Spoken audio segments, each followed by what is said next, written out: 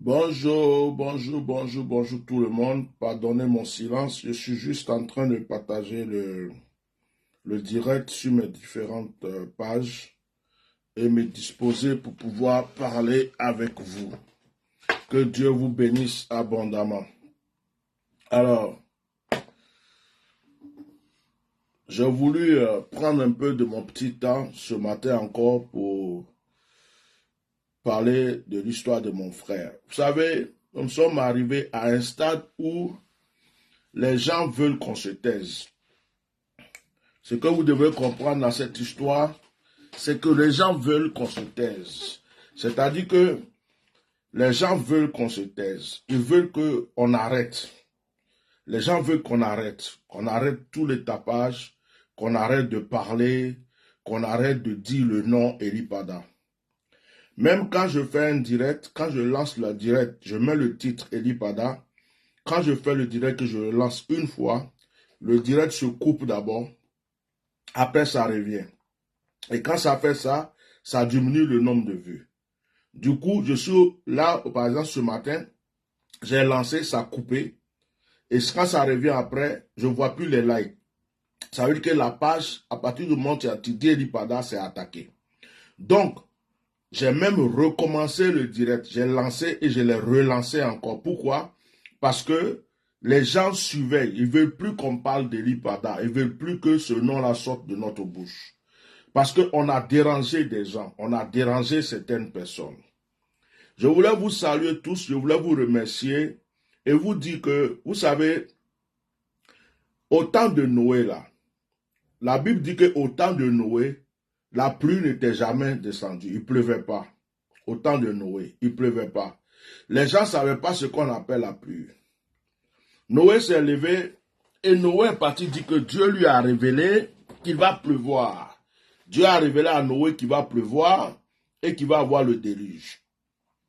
Lorsque Noé a dit ça, les gens ont dit, mais toi là, tu es fou, tu deviens fou. C'est quoi tu appelles pluie? Ça n'existe pas, on n'a jamais vu. La vapeur sort de la terre pour arroser les plantes. Tu nous dis que l'eau va tomber du ciel. Mais c'est le jour du déluge, le jour où il a commencé à pleuvoir, que les gens se sont rendus compte qu'effectivement Noé avait raison. Les gens ont compris que Noé ne parlait pas dans le vide. Excusez-moi, que Noé ne parlait pas dans le vide. Alors, chers frères et sœurs, l'histoire d'Elipada est devenue comme un film de science-fiction, un film de Nollywood, un film de série. Chacun sort, il raconte ce qu'il veut. Il y a des gens qui ont le rêve, celui-là a fait son rêve, l'autre a vu une vision, l'autre a vu, chacun dit des choses. Et souvent, les gens sont perdus. Ils se demandent, mais c'est quoi l'histoire au juste? Il est où le monsieur? Il y a des gens qui se lèvent, mais ils sont où les parents? Il y a des gens qui se lèvent, mais l'église fait quoi? Il y a des gens qui se lèvent, oh, l'avocat même, il est fait quoi? Chacun est perdu dans cette histoire. Mais ce que je vais vous faire comprendre, c'est que l'histoire de l'Ipada est d'abord spirituelle avant d'être physique. Écoutez-moi bien. Cette histoire est d'abord spirituelle avant d'être physique. On ne parle pas de n'importe qui. On parle d'un ouin de Dieu. On parle d'un prophète. On parle de quelqu'un qui, à un certain moment de sa vie, a eu des révélations. Des révélations qui n'ont pas fait plaisir à certaines personnes. On parle d'une personne qui, à un certain moment, a donné des prophéties qui se sont accomplies dans certains pays et qui se sont accomplies dans son propre pays. Donc, on parle de quelqu'un qui a fait sortir des choses de sa bouche, ces choses-là ont dérangé certaines personnes qui se sont senties visées dans ses paroles.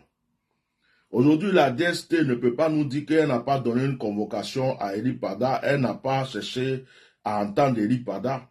Mais la question que je veux poser à la DST, vous avez voulu entendre Elipada sur ses prophéties ou bien vous avez voulu sortir un ancien dossier sur Elipada? Parce que c'est des choses qu'il faut qu'on en parle. La DST, en fait, le pouvoir en place avait préparé un plan contre Elipada. Le plan qui était préparé, c'était quoi? Elipada, avant sa conversion, avant de se donner vraiment au Seigneur Jésus, était un jeune bandit, comme nous tous, un jeune brouteur. Pas bandit, mais un jeune brouteur. Il se cherchait comme tout le monde. Et le Seigneur Jésus a apparu à celui-là. Il a failli même devenir fou. Et le Seigneur lui a apparu et il a donné sa vie au Seigneur. Mais, il était en prison. Parce qu'il faut que les gens comprennent ça. Parce que c'est sur ça qu'ils ont voulu prendre Eli Pada pour le mettre en prison et puis nous faire croire que Eli Pada était une mauvaise personne. Eli Pada, il l'avait mis en prison. Quand ils l'ont mis en prison, ils l'ont mis en prison en même temps que Makoso Kami. Là, on va parler de ça. Makoso Kami était en prison à cause des vols et de l'escroquerie. Eli Pada était en prison parce qu'on lui reprochait certaines choses. Quand il y a eu la guerre en Côte d'Ivoire et que la prison s'est cassée ou bien s'est ouverte, ou les portes de la prison sont ouvertes, il y a beaucoup de prisonniers qui sont sortis. Eli Pada n'est pas le seul. Makoso Kami est sorti. Mais Makoso Kami aujourd'hui, il peut faire ce qu'il veut dans le pays. Personne ne vient rappeler à Makoso Kami, petit, tu es sorti de la prison, ceci, cela. Et puis d'ailleurs, quand quelqu'un sort d'une prison, il y a un temps, il y a un délai. Il y a un temps pour le prendre, pour le réjuger. Si ce délai est passé, on le laisse tranquille. C'est comme s'il a purgé sa peine.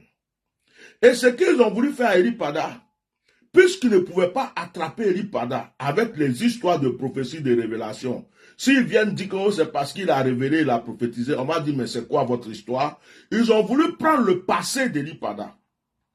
Ils ont voulu prendre le passé d'Eli Pada pour présenter Eli Pada comme genre un criminel, un brouteur. On le prend, on le jette en prison parce que avant il faisait ceci, il faisait cela. Donc voilà, ça l'a rattrapé. C'est quelqu'un qui n'est pas bien, c'est quelqu'un qui n'est pas fiable. C'est le plan qu'ils avaient prévu. Le plan qu'ils avaient prévu, c'était de prendre le passé d'Eli Pada. Mais on ne peut pas prendre le passé de quelqu'un qui s'est donné en Christ. On ne peut pas prendre le passé de quelqu'un qui s'est donné à Jésus-Christ pour l'avoir. Vous savez pourquoi? Il y a des sorciers qui sont devenus chrétiens et pasteurs. Il y a des braqueurs qui sont devenus chrétiens et serviteurs de Dieu. Il y a des voleurs qui sont devenus chrétiens et serviteurs de Dieu. L'apôtre Paul était celui qui tuait les chrétiens. Il s'est converti, Jésus l'a apparu, il est devenu le plus grand des apôtres. Tous les apôtres dont on parle avaient une mauvaise vie avant. Moi-même qui parle, ma vie était mauvaise. Il y a des gens, même c'était des voleurs, des criminels, des assassins. Et c'est en cela qu'on voit la puissance de Dieu. Parce que la Bible dit que le ciel est heureux quand une seule âme se convertit. Dieu veut convertir les voleurs, les brouteurs, les assassins, les criminels, les violeurs, les prostituées, toutes sortes de personnes. Le plan du Seigneur Jésus, c'est de sauver la vie de tous ceux qui sont dans le désordre, dans le péché, dans l'abomination. Donc, on ne peut pas prendre le passé de quelqu'un pour venir le poursuivre, pour dire non, il était comme ça, il était comme ça. Mais il était comme ça, le sang de Jésus a nettoyé. Il était comme ça, la main de Dieu s'est posée là-dessus. Il était comme ça, mais le Seigneur a changé sa vie. Il y a des sorciers qui sont des grands serviteurs de Dieu aujourd'hui, des anciens sorciers qui sont devenus des grands serviteurs de Dieu aujourd'hui. Il y a des féticheurs qui sont devenus des grands serviteurs de Dieu. Il y a même des imams qui sont devenus pasteurs. Il y a des musulmans qui sont devenus chrétiens, comme il y a des chrétiens qui sont devenus musulmans. Donc on ne prend pas le passé d'une personne pour poursuivre sa vie quand la personne est en train de servir Dieu. Ça, c'est un faux problème. Et c'est ce qu'ils avaient prévu comme plan. On va attraper Eli Pada, on va le mettre en prison, et puis on va prendre son passé pour dire c'était un brouteur, c'était un ceci, c'était un cela, il ne faut pas se fier à lui. Mais ces personnes qui ont pris cette décision ne connaissent pas la Bible. Parce que dans ces conditions-là, ils n'ont qu'à nous attraper rapidement Makoso Kami, ils n'ont qu'à le jeter en prison. Et puis il y a d'autres qui sont en Côte d'Ivoire, certains même sont dans le gouvernement, certains même sont dans le pouvoir actuellement là. Ils n'ont qu'à les prendre pour les jeter en prison parce que, en temps normal, leur passé ne les permet pas de vivre tranquillement. Donc, si Makoso Kami, si certains anciens prisonniers qui ont changé leur vie, d'autres même étaient avec Gbagbo, ils ont changé, ils sont devenus maintenant RHDP, et puis ils les suivent. Si les gens qui avaient Baka Vert, qui tuaient les Ivoiriens, se promènent libres en Côte d'Ivoire, si celui qui a coupé la tête de Toussaint pour jouer au ballon, se promène tranquillement en Côte d'Ivoire. On ne peut pas prendre le passé d'une personne qui s'est convertie, qui a donné sa vie à Jésus-Christ, qui est en train de servir le Seigneur. On ne peut pas prendre son passé pour venir dire non, tu étais comme ça. Tu étais comme ça, oui, mais le sang de Jésus m'a purifié. Tu étais comme ça, oui, mais j'ai donné ma vie à Jésus. Tu étais comme ça, oui, mais je ne suis plus la même personne.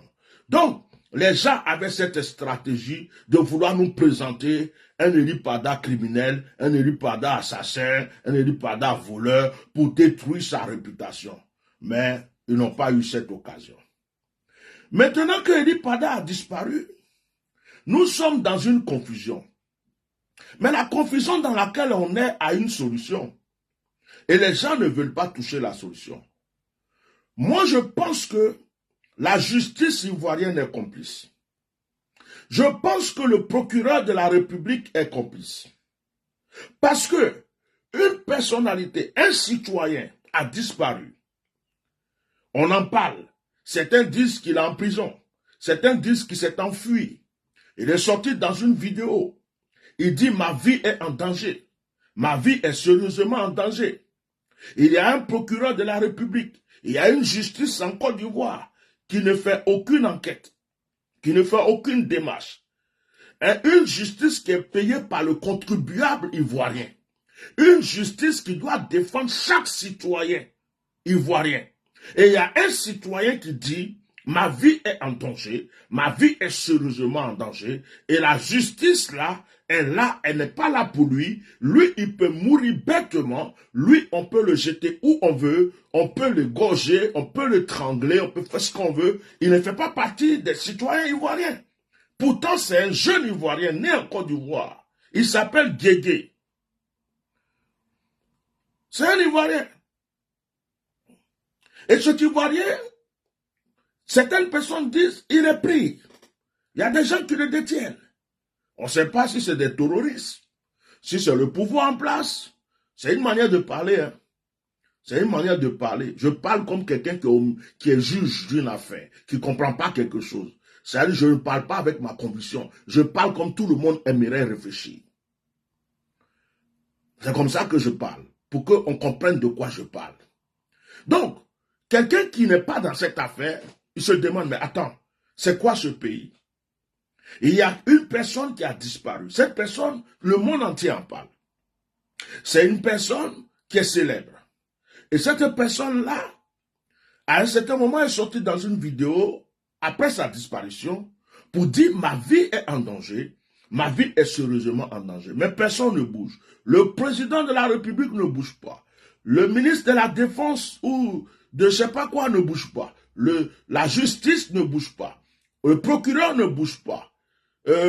Ses collègues serviteurs de Dieu, les archevêques, les bishops, les prophètes, tous ceux qui sont dans la nation, qui doivent défendre la cause de gens, personne ne bouge. Comme si c'est la seule personne qui a le droit de mourir sans qu'on en parle, qui a le droit de disparaître sans qu'on en parle. Lui, on s'en fout de sa vie. Et ce qui se passe, c'est que tout le monde veut qu'on se taise. Le procureur de la République ne fait aucune démarche. La justice ivoirienne ne fait aucune démarche. Il y a un monsieur, je ne voulais pas dire le nom de certaines personnes, mais je suis obligé de le dire. Il y a un monsieur qui s'appelle Aziz 47, qui se dit spirit ou spirituel ou je ne sais pas quoi, médium, qui est venu s'asseoir sur les écrans de télé, la télé nationale, l'écran de télé, le monde entier l'a vu. Ce monsieur s'est assis avant la disparition du prophète Eli Pada. Ce monsieur est venu dire, vous n'entendrez plus jamais parler Eli Pada. Ce monsieur est venu dire, j'ai demandé à Eli Pada de me joindre, il ne m'a pas joint, il ne m'a pas appelé, donc vous n'entendrez plus jamais parler de lui. Mais dans une enquête, c'est le premier suspect. Dans une enquête normale, c'est le premier suspect. On doit appeler cette personne. Je ne fais pas partie de la justice, de toutes ces choses. Je ne suis pas avocat ni juge. Mais à mon humble avis, s'il y avait une enquête, c'est la première personne qu'on appelle. qu'on entend, qu'on met en garde à vue, on lui demande, monsieur, sur quoi vous êtes basé pour dire que cette personne qui a disparu, certains disent qu'il est en exil, certains disent qu'il est mort, certains disent qu'il est entre les mains des autorités, certaines personnes disent, chacun donne sa version. Mais vous étiez la première personne à vous mettre sur un plateau de télé avant sa disparition pour dire au monde entier qu'on n'entendra plus parler de cette personne, que cette personne-là jamais ne va encore parler. Aujourd'hui, on ne voit pas la personne. Ça fait plus d'un mois. On ne voit pas cette personne. Monsieur, dites-nous pourquoi vous avez dit ça. Il faut qu'Aziz 47 dise de quelle manière il a compris qu'on n'entendra plus parler Eli Pada.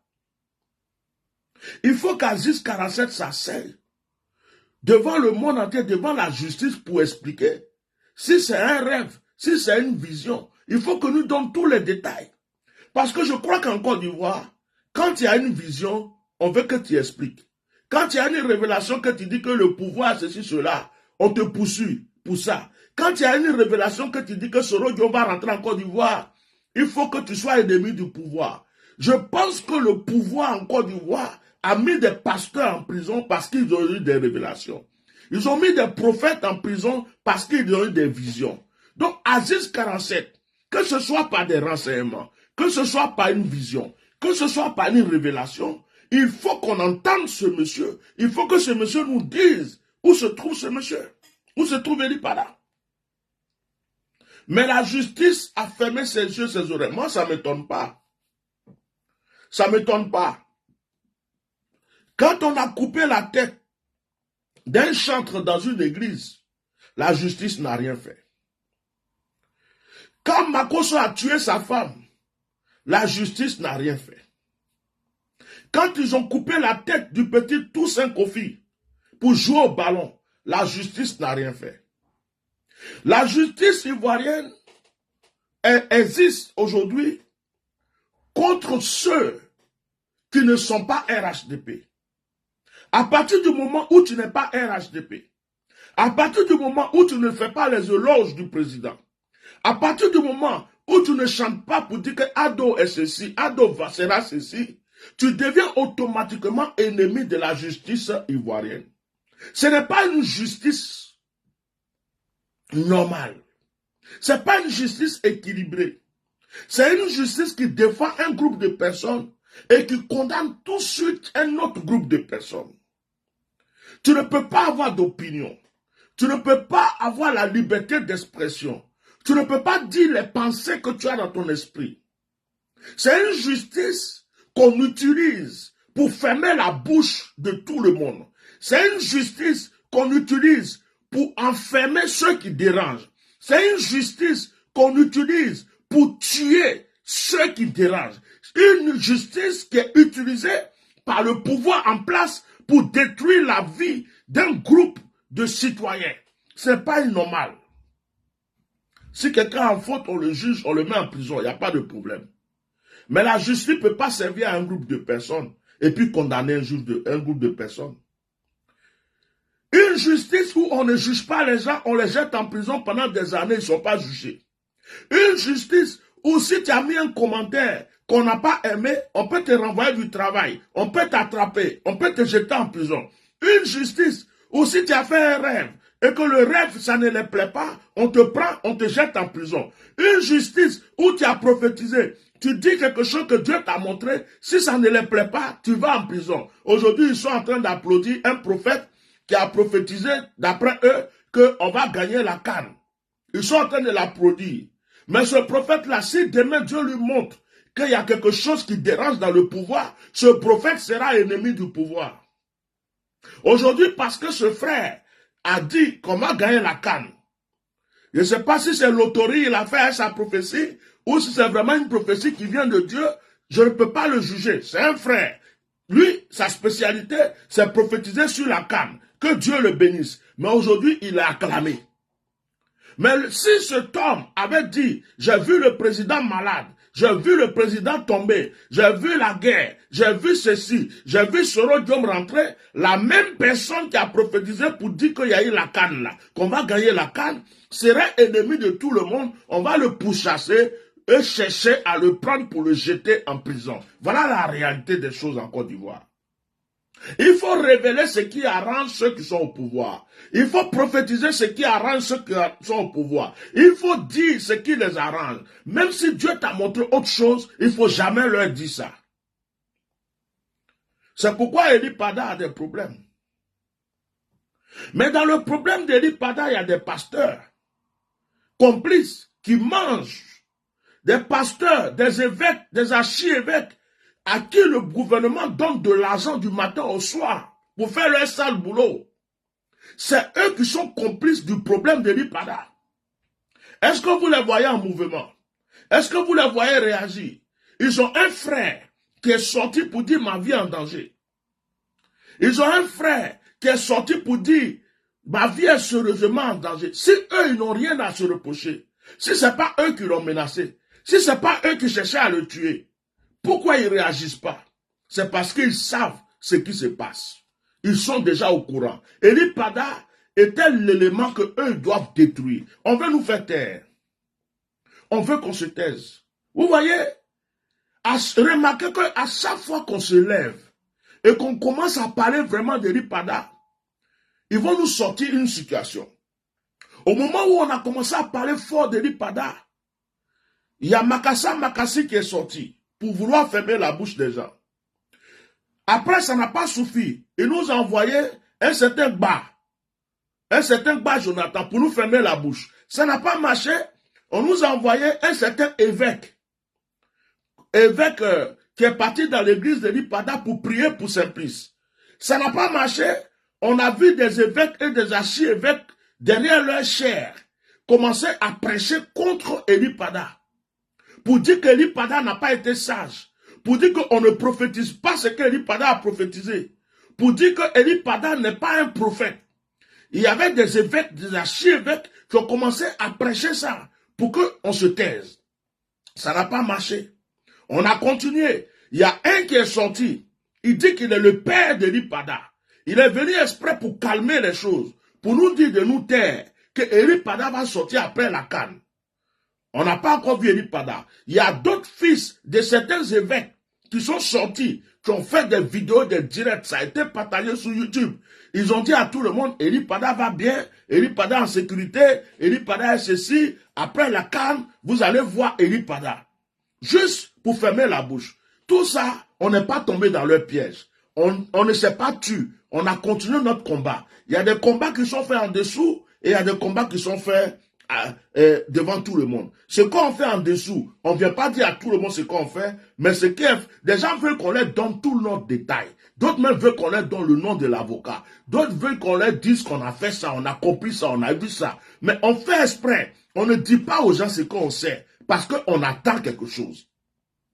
Il y a des gens qui font exprès pour venir poser des questions, pour savoir, pourquoi on leur donne des détails. Comme ça, ils vont appuyer sur les détails. Mais on ne leur donne pas. On fait comme si on ne sait rien. Et puis on les regarde. Et à chaque fois qu'on sort, il y a quelque chose qui se passe. Tout dernièrement, on est sorti quelqu'un qui s'appelle procureur de la Bible. Celui-là avait fait une vidéo pour faire croire à tout le monde au début qu'Eli Pada était menteur, qu'Eli Pada a fui et qu'Eli Pada est parti en exil, que c'était un lâche, c'était ceci. C'est le même. Quand il a fait cette vidéo, les gens ne l'ont pas considéré. Tout dernièrement, celui-là vient de faire sortir une vidéo encore pour faire croire aux gens que Eli Pada va bien, que tout va bien chez Eli Pada, qu'Eli Pada est sorti. Il a fallu qu'on sorte pour dire aux gens, non, c'est pas Eli Pada. Cette vidéo est une ancienne vidéo. Faites attention, bien-aimés. Les gens veulent vous distraire. Je suis allé sur la page de ce procureur de la Bible. J'ai vu une vidéo où la femme d'Eli Pada est en train de faire un bisou sur le cou d'Eli Pada. Il peut prendre encore cette vidéo pour vous dire, voilà Eli Pada qui est rentré, sa femme est en train de lui faire un bisou. J'ai vu encore une autre vidéo qu'il a fait sortir. Eli Pada était dans une voiture en train de dire qu'il va chercher les enfants à l'école. Il peut faire sortir cette vidéo pour dire, Eli Pada est libre, il s'en va chercher ses enfants à l'école. Je vais vous dire quelque chose. Tant que vous ne voyez pas votre Eli Pada que vous connaissez, rentrez chez lui, en train de prêcher sur sa chair, avec ses fidèles, reprendre ses directs qu'il faisait avant, reprendre ses activités. Tant que vous ne le voyez pas, quelles que soient les vidéos que les gens vont venir vous donner, s'il vous plaît, même si vous ne regardez pas la date de la vidéo pour savoir que ça date d'un certain moment, ne croyez pas à ces bêtises. Tant que je ne viens pas m'asseoir pour vous dire qu'Eli Pada est rentré chez lui, ne croyez rien à ce que les gens vont vous dire. Tant que l'église d'Eli Pada ne vous dit pas que leur papa est rentré et que tout va bien, vous n'avez pas vu l'église d'Eli Pada sortir, ne croyez plus à ces gens de vidéos qui se promènent sur la toile pour vous distraire. Les gens veulent vous distraire. Les gens veulent vous distraire. Les gens veulent que vous laissez tomber cette histoire. À chaque fois qu'on se lève, il y a quelque chose. Maintenant, ce que les gens ont trouvé comme stratégie, vous savez c'est quoi? Les gens s'appuient sur une vidéo qu'elle avait fait, celle qu'on appelle la guerre, pour dire que Eli Pada est en exil au Ghana, c'est un ceci. Il y a d'autres qui commencent à fabriquer encore des histoires pour dire que Eli Pada a fui. Bon, moi je leur réponds. Je dis, mais si Eli Pada a fui, s'il est en exil, il n'y a pas de problème. Mais la maman d'Eli Pada, là, c'est une vieille femme, non? La plupart de nos mamans, à un certain moment, elles ont la tension. Est-ce qu'Eli Pada va laisser sa maman, qui certainement a un problème de tension, on ne sait jamais, avoir peur, la crainte dans le cœur, et croire que son fils est mort? Mais ce ne serait pas bien qu'il appelle au moins sa maman pour lui dire, maman, je suis là, je suis dans tel endroit, ceci, cela. Mais la femme d'Eli Pada, est-ce qu'elle a revu son mari? L'église d'Eli Pada, même si peut-être ils ont entendu la voix, ou ils entendent souvent la voix de leur papa, est-ce que c'est pas parce que quelqu'un les oblige Eli Pada à leur dire que tout va bien, que eux vont croire que tout va bien? Est-ce que quelqu'un qui va vraiment bien, qui a des habitudes, il ne continue pas ses habitudes?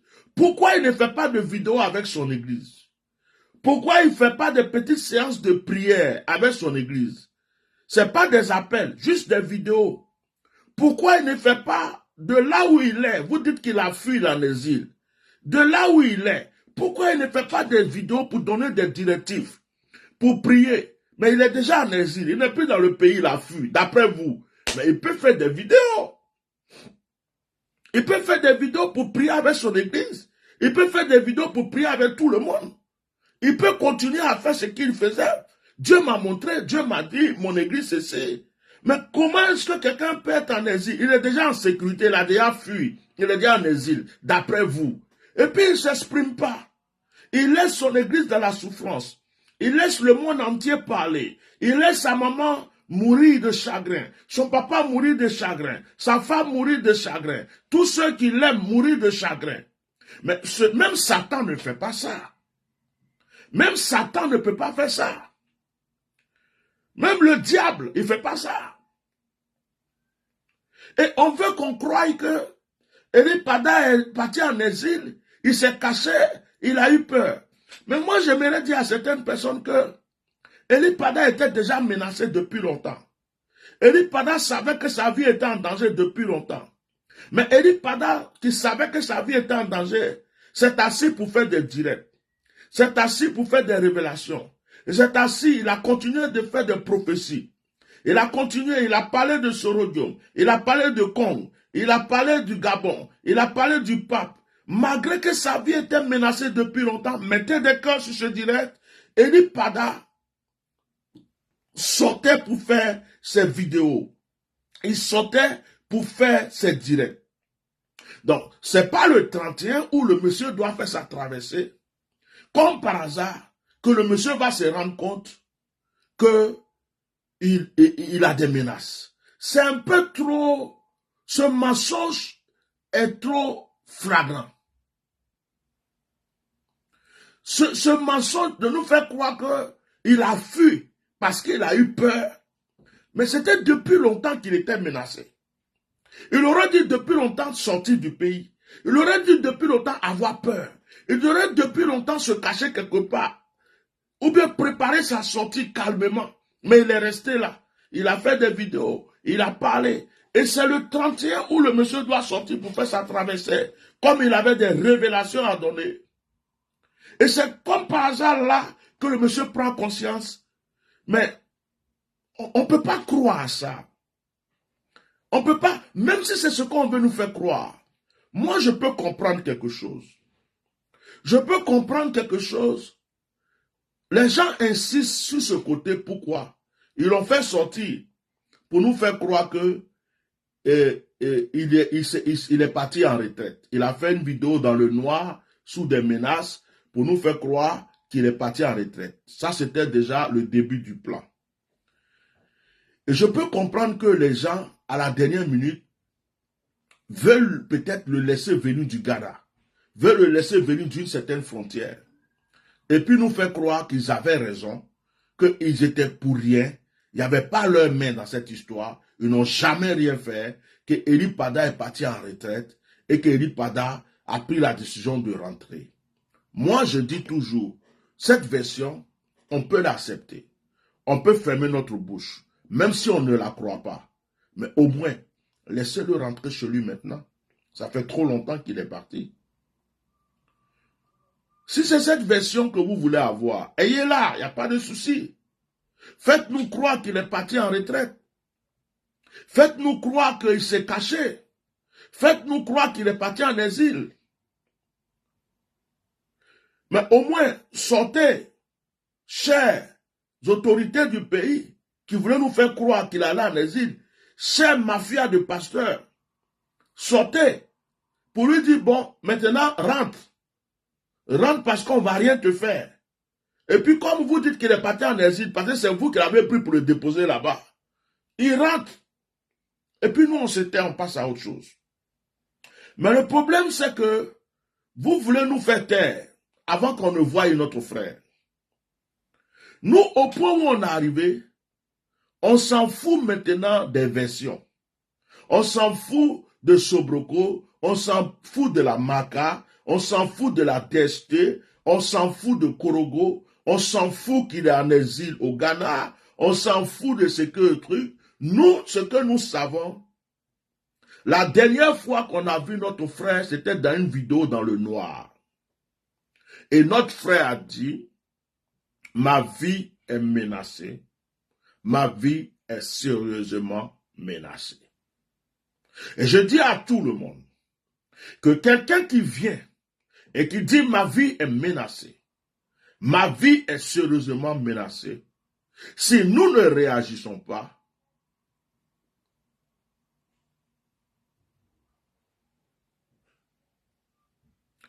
excusez-moi, je réponds à une personne, Adjoa Lucie, que Dieu te pardonne. Parce que dans ce direct, je ne vais pas donner de mauvaises paroles à quelqu'un. Que Dieu te pardonne. Je réponds à ton commentaire. Tu m'as manqué de respect déjà dans ton commentaire. Tu as dit, mais toi. Déjà, tu ne peux pas me dire toi parce que tu ne me connais pas. Je ne suis pas ton camarade. Je ne suis pas ton copain. Ce n'est pas devant moi que tu te déshabilles. Tu as dit, mais toi, tu nous fais comprendre à chaque fois que Dieu te parle. Si Dieu ne me parle pas, à partir d'aujourd'hui, que Dieu me présente dans tes rêves. Si Dieu ne me parle pas, que mes anges te suivent partout, à partir d'aujourd'hui. Que tu saches que Dieu existe jusqu'à ce que tu cherches à ce que je prie pour toi. Qu'aucun pasteur sur cette terre ne puisse prier pour toi avant, à part moi, si Dieu ne me parle pas. Pour le manque de respect que tu as eu. Tu dis, mais toi, déjà, je ne suis pas ton petit frère, je ne suis pas ton enfant, je ne suis pas ton camarade. Ton commentaire que tu as mis est une injure.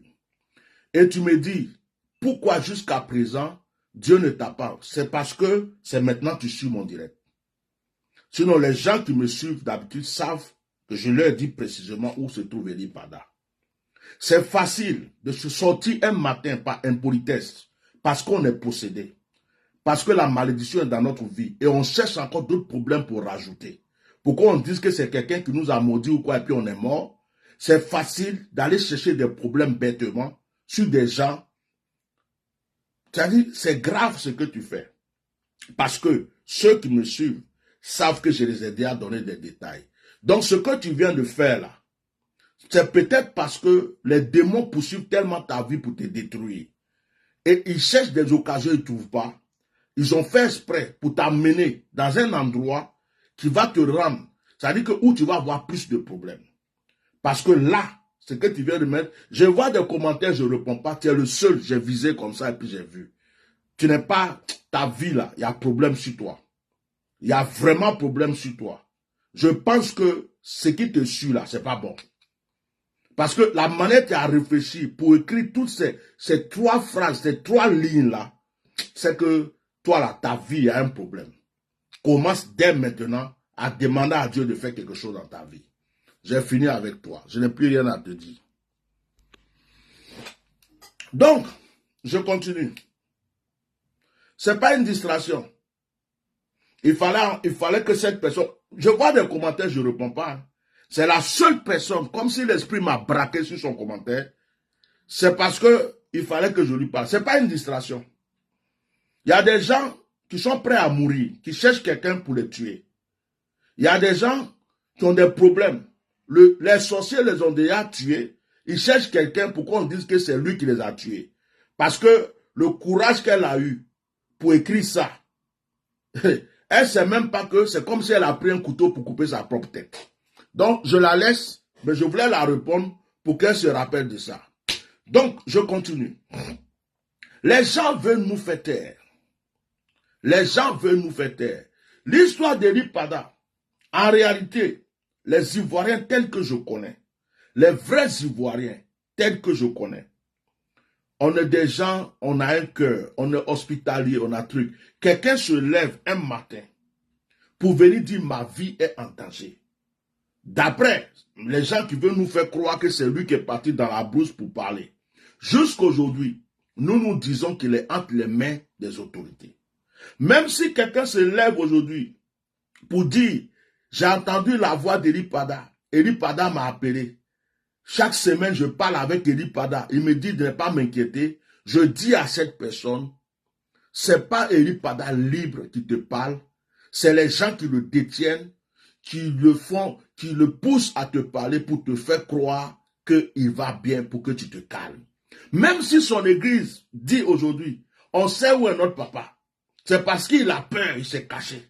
Et que notre papa même là, il nous appelle, il nous donne des directives. Je dirai à son église, c'est à cause des menaces qu'on vous a données, c'est à cause de ce que vos téléphones sont sur surveillance. Vous savez ce qui se passe, mais on vous a interdit de parler. Et on le fait parler, on le laisse vous parler pour que vous soyez tranquille pour savoir qu'il est toujours en vie, mais il n'est pas libre. Même si son père et sa mère se levaient pour venir me voir, pour dire, notre fils, on l'a eu au téléphone, il nous parle, tout va bien, il est ceci, je dirai à son père et sa mère, votre fils n'est plus votre fils. Il est le fils d'un peuple, il est le fils de l'église, il est le fils d'une nation, il est le fils de tous ceux qui sont en train de crier pour lui. Si vous l'avez entendu, si vous l'avez écouté, il faut que ce Eli Pada dont vous parlez rentre chez lui à la maison avant qu'on ferme notre bouche. L'Esprit de Dieu me dit de bloquer à Gloire Lucie. Je la bloque. Voilà. Au revoir. C'est fini. J'ai bloqué la personne là parce que elle est possédée d'un esprit diabolique. Donc, je viens de la bloquer. Je continue mon direct. Donc, vous voyez, vous comprenez un peu. Quelles que soient les versions que chacun va donner, quelqu'un va se lever aujourd'hui pour dire Eli Pada se trouve au Ghana. Quelqu'un va se lever pour dire Eli Pada, on l'a vu au Burkina. Quelqu'un va se lever pour dire Eli Pada, il est dans un camp de réfugiés, il est en exil. Bon, tout ça, ce sont des distractions. Des distractions. C'est pour venir vous distraire. C'est pour venir vous faire penser à autre chose. Parce que les gens veulent à tout prix mettre dans la tête des gens que Eli Pada s'est échappé. Ils veulent à tout prix mettre dans la tête des gens que Eli Pada s'est enfui. Ils veulent à tout prix nous dire que la vie d'Eli Pada n'était pas en danger. Et puis d'ailleurs, je prends un exemple. Je vais dire quelque chose. Imaginons qu'il s'est enfui. Imaginons qu'il s'est enfui. imaginons que, effectivement, ceux qui disent ça là même, ils aient eu raison. Hein? Imaginons qu'il s'est enfui. Que ceux qui disent ça là, ils ont vraiment raison. Est-ce que ça empêche que la vie d'Eli Pada soit en danger? Est-ce que ça empêche que Eli Pada soit menacé? Est-ce que ça empêche que des gens veulent tuer Eli Pada? Voilà le problème. Voilà le problème. Et puis, est-ce qu'en tant que citoyen, parce qu'il a donné une révélation ou des révélations, ça l'oblige d'être en exil, ça l'oblige de fuir son pays, ça l'oblige d'être caché quelque part? Donc, quelque part, l'histoire est louche. Et ce que je voulais vous dire ce matin, c'est que les gens veulent trouver tous les systèmes pour vous faire taire. Tous les systèmes pour enlever le nom Eli Pada dans votre tête. Tous les systèmes pour vous faire croire que ce n'était pas une bonne personne. Il a fui, il allait se cacher, il est quelque part, il ne veut pas ceci. Ils veulent tout. Ça veut dire que les gens veulent briser vos bras. Moi, je vous pose une question. Ceux qui sont venus au début, ceux qui sont venus au départ pour dire qu'après la CAN, ceux qui sont venus pour dire qu'après la CAN, ils vont, comment dirais-je, ils vont aller parler aux autorités pour faire sortir Eli Pada. Ils sont où? Ils sont où?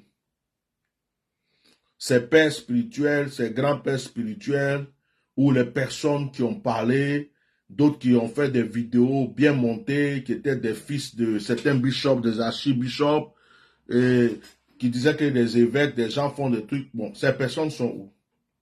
Ceux qui sont venus dire qu'après la CAN, Eli Pada, on va le voir, ils sont où? Parce que quelqu'un ne peut pas venir dire, je sais où il est, il va bien, tout va bien. Après la CAN, hein, nous allons le voir. Après la CAN, nous allons faire ceci. Bon, maintenant, la CAN est finie. Ces personnes, on ne les entend plus, on ne les voit plus. Maintenant, ces personnes-là aussi, puisqu'ils sont venus dire qu'ils savent où il est, ils sont venus dire qu'il est en bonne santé, ils sont venus dire que tout va bien chez lui, et qu'il va, après la CAN, ils vont aller voir. En plus, ils ont dit une chose, on va aller voir les autorités. Alors, moi, je ne comprends pas si les autorités n'ont rien à voir dans l'histoire, pourquoi eux, ils vont aller voir les autorités? Si eux, ils ne savent pas où se trouve Eli Pada, pourquoi ils disent qu'il va bien, tout va bien, qu'après la CAN, ils vont faire ceci ou cela? Il y a une mafia chrétienne cachée derrière cette histoire. Il y a une mafia politique cachée derrière cette histoire. La vie d'Eli Pada n'est pas en sécurité. N'arrêtez pas. N'arrêtez pas. N'arrêtez pas. De votre côté, tout ce que vous pouvez faire pour cet homme, faites-le. Que Dieu vous bénisse. Je voulais juste éveiller votre esprit. C'est pourquoi j'ai pris quelques temps, quelques minutes dans mon temps pour pouvoir vous adresser ces paroles. Que Dieu vous bénisse. Juste pour dire aux gens que nous ne nous taisons pas. Juste pour dire aux gens que nous n'avons pas baissé les bras. Juste pour dire aux gens que ce combat-là, nous n'allons pas l'arrêter tant que nous ne voyons pas notre frère dans son église, dans sa famille, en train de faire ce qu'il avait l'habitude de faire. Voilà, c'est ce que je voulais faire comprendre à certaines personnes aujourd'hui. Nous ne croyons pas à vos mensonges. Les vidéos que vous partagez, nous ne croyons pas à ça. Hein? Voilà. Voilà. Donc, ceux qui disent qu'ils savent où il se trouve, ils n'ont qu'à aller le prendre et puis venir nous le montrer. Que Dieu vous bénisse. Au revoir.